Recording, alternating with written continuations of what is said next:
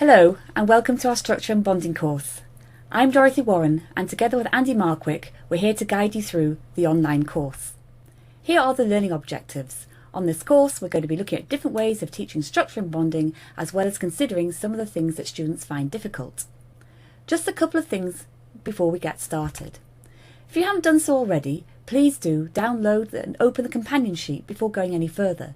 This sheet contains links to key resources and some of the questions we'll be considering through the course.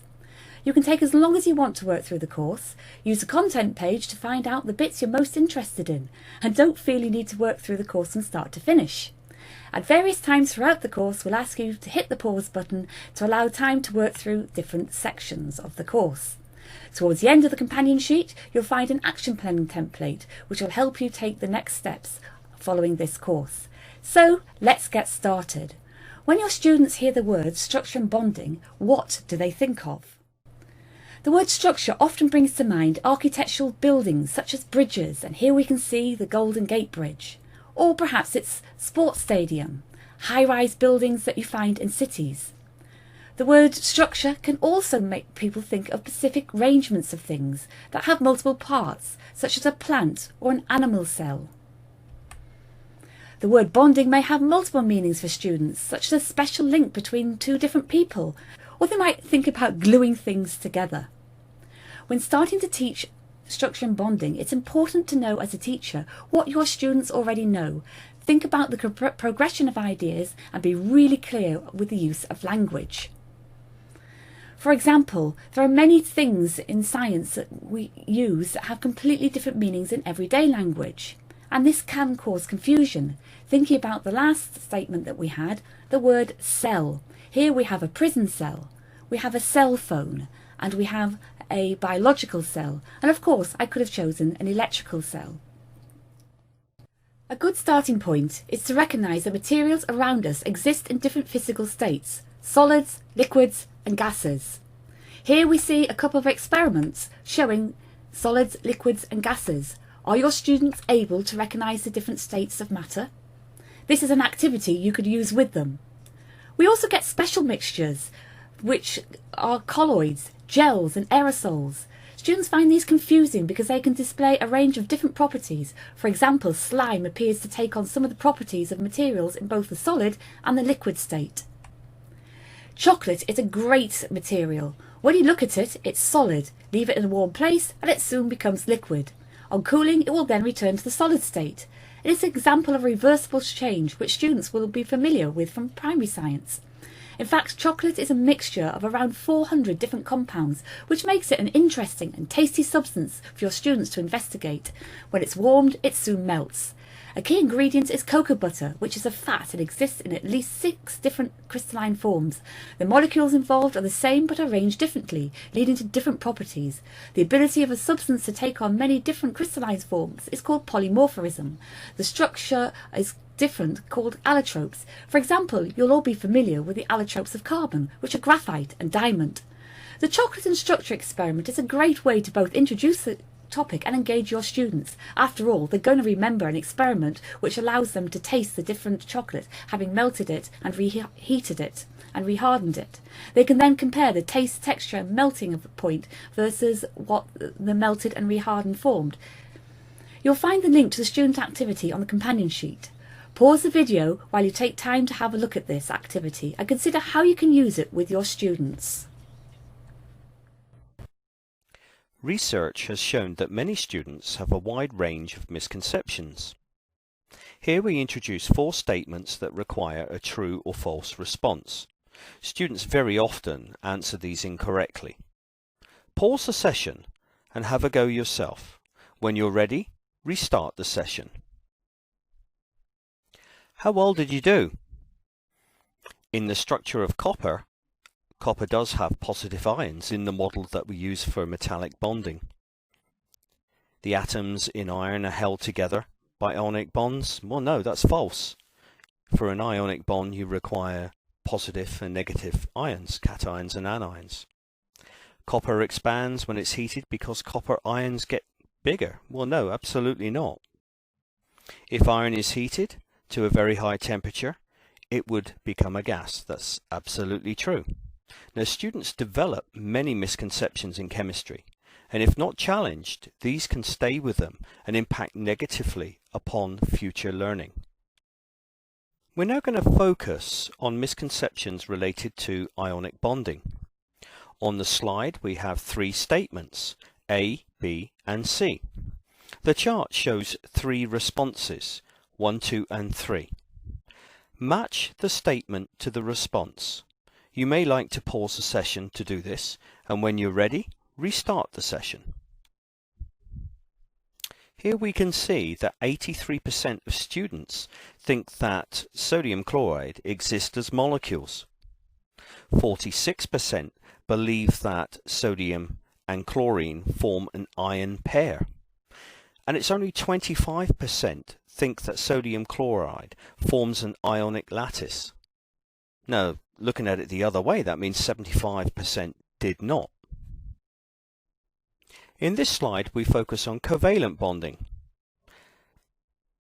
We again match statements A to D with responses from the chart 1 to 4. Pause the session while you do this. Restart it when you're ready. This shows that around about a quarter of students think that electrons are shared equally in a covalent bond, that shapes are determined by repulsive forces between bonding pairs, and that covalent bonds are weaker than ionic bonds. So there's an awful lot of students that think the alternative. It's interesting that 60% of students were able to correctly position an electron pair in an HF bond. However, we mustn't forget that means 40% were not able to do this. Here we have a summary of misconceptions. Particles expand when they are heated and contract when they are cooled.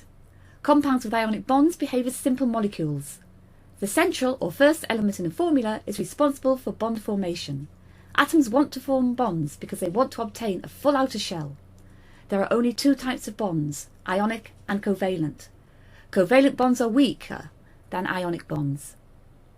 If you're interested in finding out more about students' ideas and perceptions about structure and bonding, we suggest you read Chapter 10 of Beyond Appearances, Student Misconceptions about Basic Chemical Ideas, where you will find a summary of key difficulties and challenges faced by students and suggested activities to challenge these ideas. You will find a link to this document on the companion sheet. So why is it that students find this topic so difficult?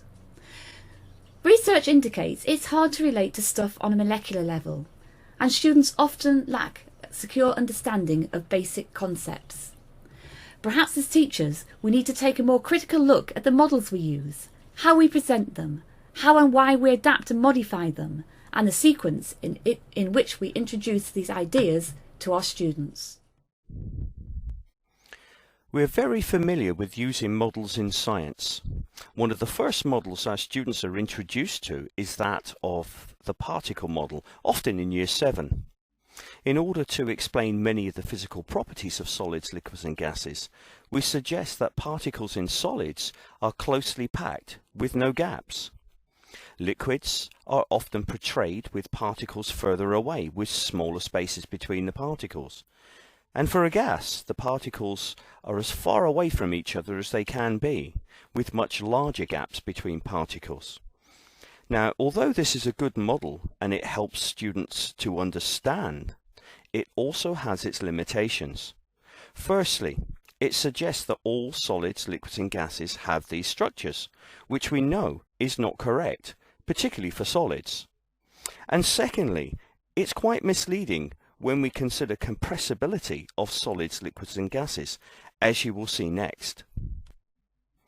Okay, what I have here is a syringe, and inside the syringe there are two solid cubes. And if I try to compress these solid cubes, there's no surprise that I can't do it. Okay, now if I take a syringe and I draw in some air, I have my gases in the syringe. If I put my finger over the top and I actually squeeze, you can see that I can compress these gases. So it appears that the model that we use for solids, liquids and gases actually works quite well in terms of compressibility of solids and gases. However, there is a limitation. If we now take a liquid, this is just a liquid with some food dye in it, and I put my finger over the top and I try to compress, I can't do it. So liquids are not compressible. Yet the model suggests that they have gaps between the particles, and so they should be, slightly. So it seems that the model falls down when we talk about compressibility. So either we need to adapt this model, or maybe change the model. What do you think? Recently, the RSC has published several articles on states of matter and the particle model. There's also a section on the Developing and Using Models online PD course focusing on the usefulness of the model. If you wish to explore these resources, you'll find the details of how to access them on the companion sheet under the links to other courses and useful articles. Pause the video whilst you have a look. But first, I want to point out a couple of things that you might find useful as you work through these different articles. First of all, looking at some of the limitations of the particle model. Does the particle model explain all your observations when it comes to heating, materials and changes of state? In this article, we have a couple of videos. You can watch the video, for example this one here of ice melting, then pause it and write down all your observations. Does the particle model explain all your observations?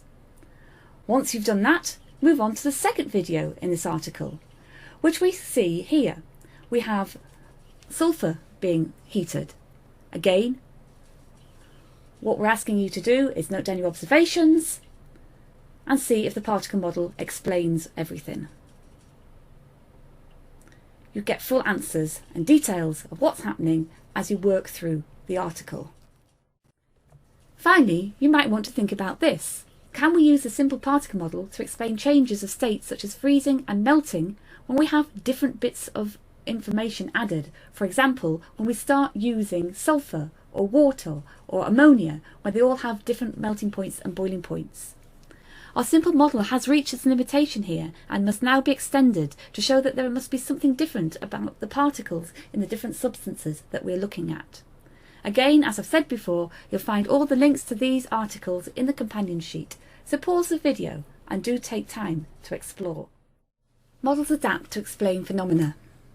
So are we, or our scientists, reach the limit of the particle model, we must start to adapt the model so that it continues to explain the phenomena and properties it is representing.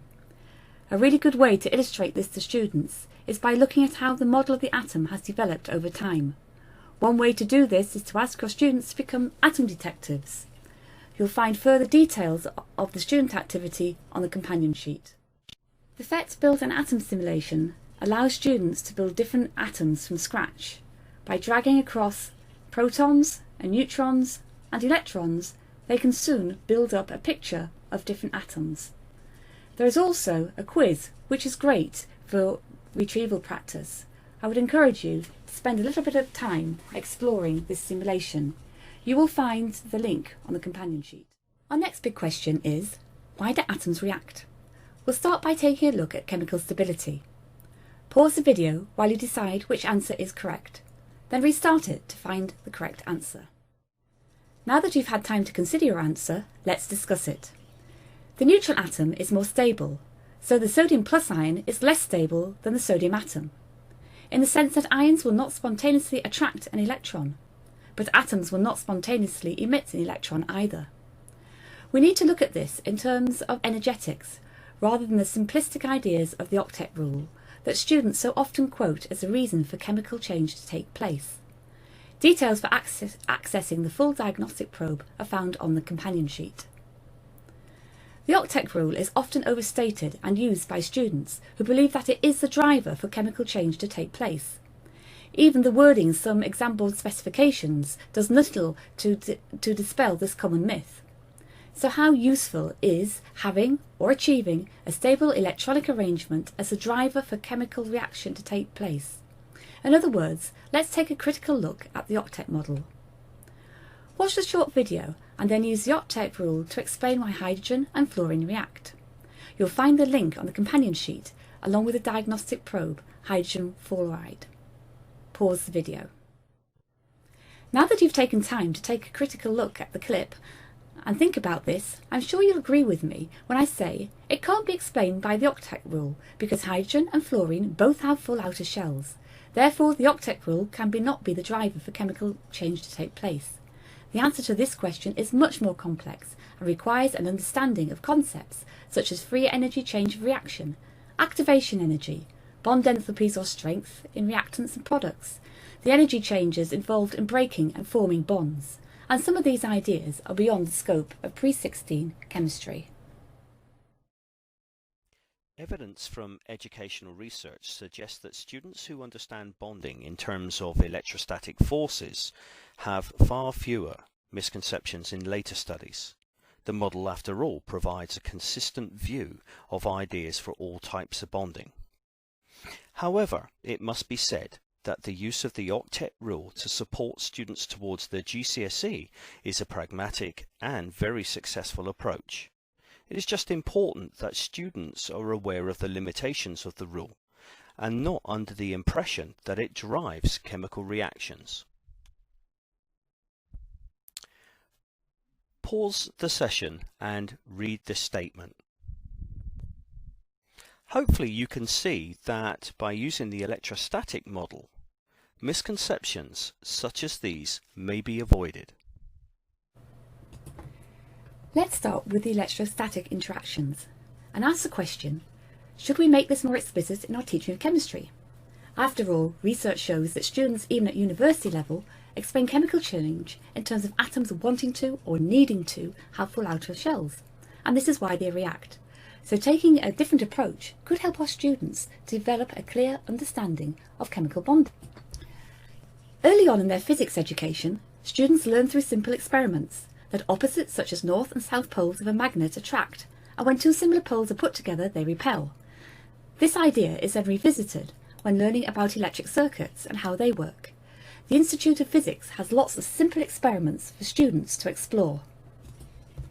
It's quite easy to build on these ideas and apply principles to chemical bonding. For example, many young people like playing with balloons, so why not use that as a starting point? Simply rub the balloon against your jumper or another piece of fabric and then try sticking it to the wall or the ceiling. Then ask your students to explain their observations. To support understanding, you could ask your students to visualise what's happening using the PhET simulation. With this simple simulation, we simply rub the jumper and then we can see how the electrons are moving away so that the balloon will stick to the wall. You will find the link on the companion sheet. Finally, try bending the water running from a tap using charged balloons. This too is a fun experiment to have a go at. These simple experiments can help students to understand electrostatics, interactions, and be applied to ideas in bonding.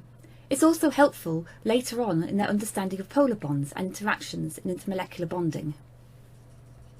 Pause the video while you have a look at all of these resources and reflect upon how you can use them in the classroom.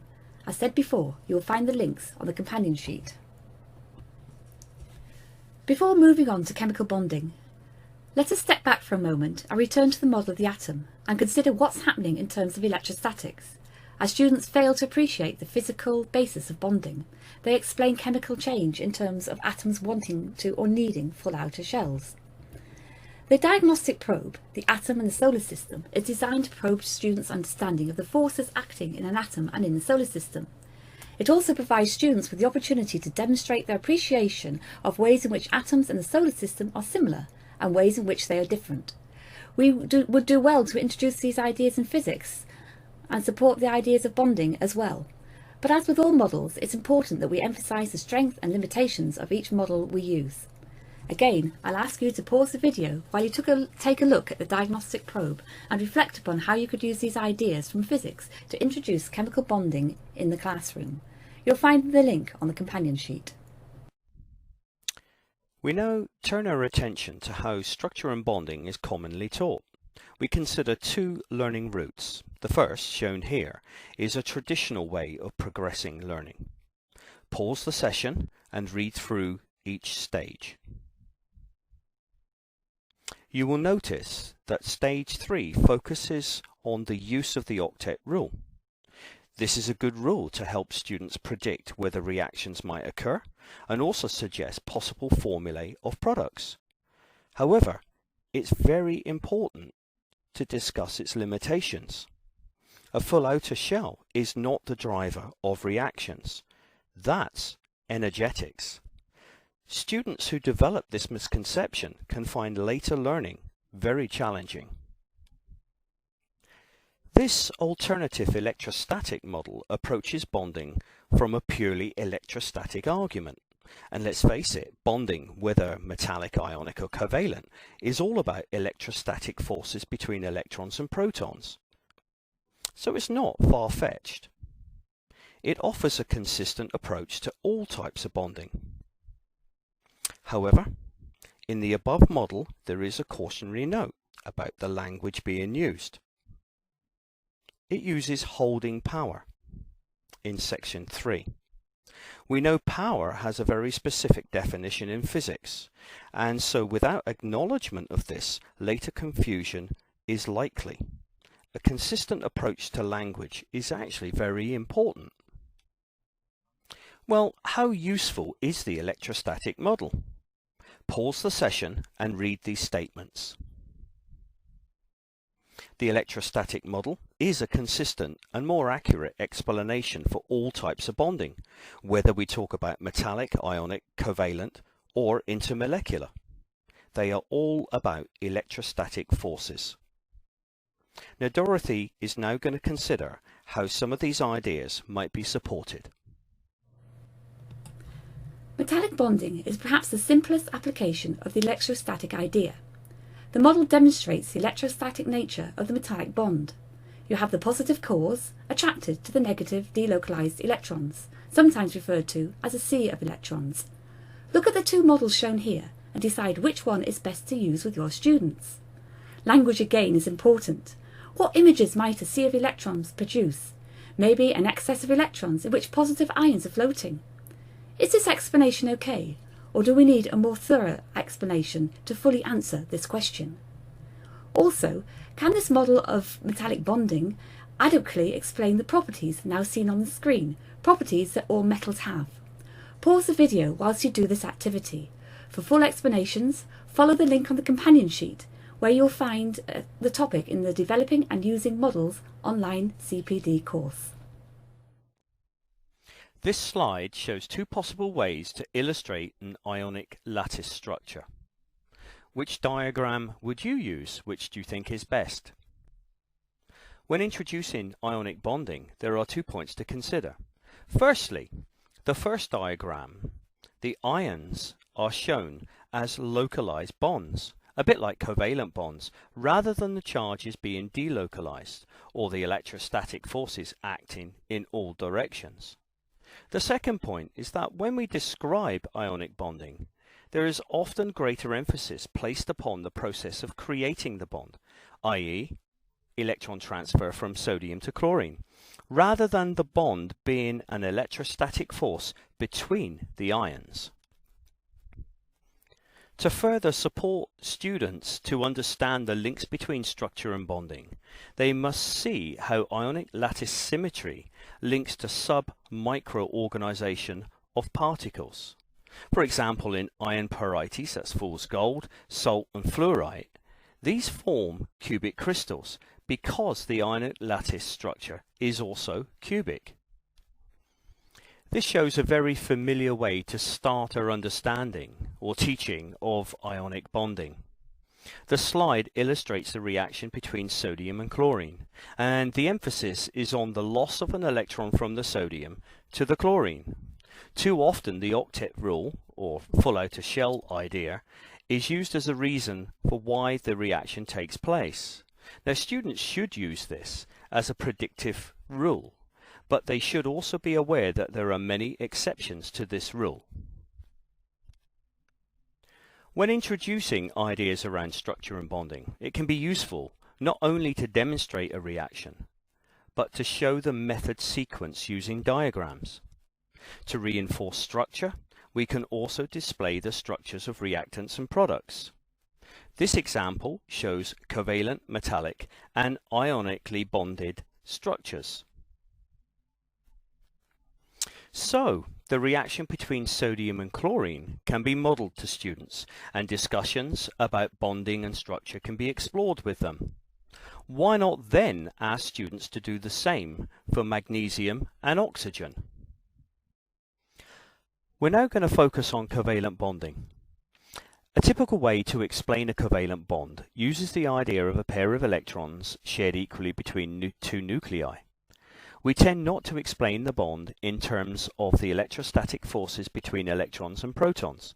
If we did, we may be able to start to develop an understanding of polar bonds and ultimately intermolecular bonds. There are so many amazing examples of localized and delocalized bonding across traditionally ionic and covalent type compounds, but none so versatile as carbon. Carbon's ability to bond to itself, or catenate as it's called, has led to carbon forming the backbone structure of most of the compounds we know about today. Even as an element, carbon displays a range of structures, each with unique properties. In diamond, carbon forms a tetrahedral bonding structure to create the hardest natural material. Graphite forms 3 covalent single bonds within a 2D hexagonal structure. The additional electron is delocalized between the layers, giving rise to its conductivity. The layers themselves are only weakly held together by electrostatic forces, which makes graphite a very useful lubricant. Graphene's properties have been shown to have potential in uses in medicine, for example, with delivering drugs to cancer cells, engineering bone tissue, and accelerating DNA manufacture. In electronics, graphene has been used to make transistors and integrated circuits. And in the future, your mobile phone may use graphene for thermal imaging. Now that you've completed this course, spend a few minutes considering what you'll do next as a result of your new learning. You might find it helpful to jot down a couple of things that you'd like to do straight away. And towards the end of the companion sheet, you'll find this action planning template, which provides useful space for you to write down your ideas in a more structured way. If you're interested in further professional development, please visit our professional development page to find out what else is on offer. For classroom resources, you might want to look at the link here or scan the QR code. Finally, thank you for participating in this course. We hope that you enjoyed it and got a lot out of it. Thank you and goodbye. Inspiring your teaching and learning.